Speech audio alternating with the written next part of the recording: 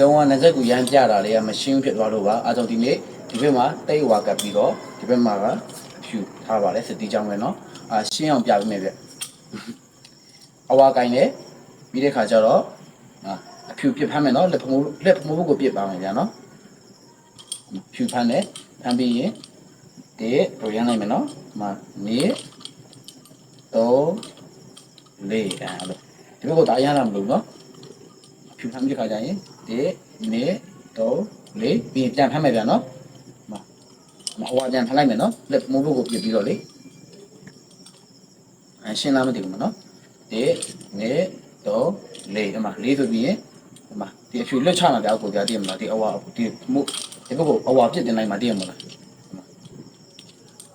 အဝါထားလိုက်မှာအမပုံမှန်တိုင်းဖြစ်သွားပြီနော်တို့ဖြစ်သွားပြီရှေ့ရောက်သွားပြီဗျအတိုင်းပြန်လဲပတ်သွားတာပဲသိရမလားအမဒီနေတော့လေးဟန်နေမဒီနေတော့လေးဟန်နေအမြန်လို့ရသေးမလားကြားရင်းနေတာလေမရိုက်မိဘူးရိုက်မိတယ်သိတာမထားပေါ့ပါနဲ့တော့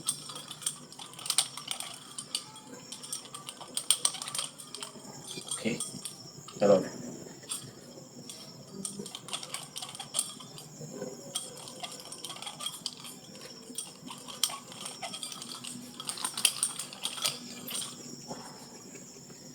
maybe ရန်တာဆိုတာကျွမ်းကျင်လို့မဟုတ်ဘူးညနာရိုက်မိမှာကြောက်လို့